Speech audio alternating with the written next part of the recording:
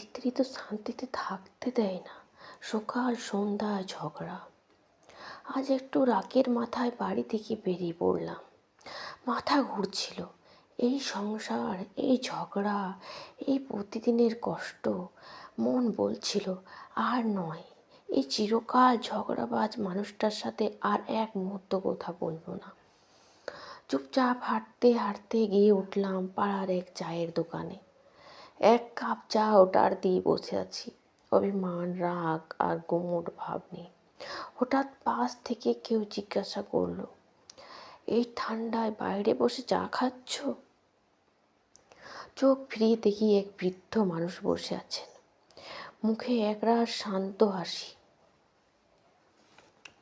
বললাম, আপনিও তো এসেছেন এই বয়সে এত ঠান্ডায়? উনি হেসে বললেন আমায়, আমার তো কেউ নেই, না সংসার, না সঙ্গী। তুমি তো দেখছি বিবাহিত। আমি যেন তখন ঝড়ে ভেসে যাচ্ছিলাম। বললাম, স্ত্রী তো শান্তিতে থাকতে দেয় না, সকাল সন্ধ্যায় ঝগড়া, এই জন্যই তো বাইরে ছুটে এসেছি।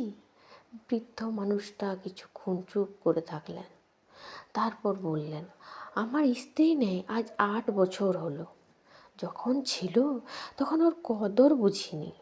সেই ঝগড়া, সেই আদর, সেই ছোট ছোট রাগ আজ ভীষণ মিস করি। এই বাড়ি, এই টাকা, এই শহর সবই আছে, কিন্তু সে নেই। সত্য বলতে তার অনুপস্থিতিতেই বুঝেছি সে ছিল আমার জীবন, আমার প্রাণ। যখন বেঁচে ছিল তখন শুধু অভিযোগ করেছি, আজ ওর একটুখানি শব্দটিও শুনতে মন কাঁদে। আমি স্তব্ধ হয়ে গেছিলাম। চা শেষ করে উঠে দাঁড়ালাম। চোখের কোণে জল, কিন্তু মুখে নিশ্চুপ সিদ্ধান্ত।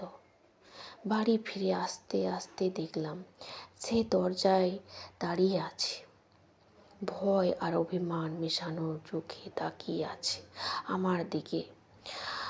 এতক্ষণ কোথায় ছিলে? জ্যাকেট পরনি? ঠান্ডা লেগে যাবে। আমি আস্তে করে বললাম, তুমিও তো ঠান্ডায় দরজায় দাঁড়িয়ে আছো। আর কিছু না বলে শুধু তাকিয়ে রইলাম একে অপরের চোখে।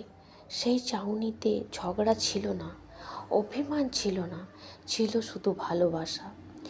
জীবনে এমন অনেক সময় আসে যখন রাগ করে চলে যায়, কিন্তু ফিরতে শেখা উচিত।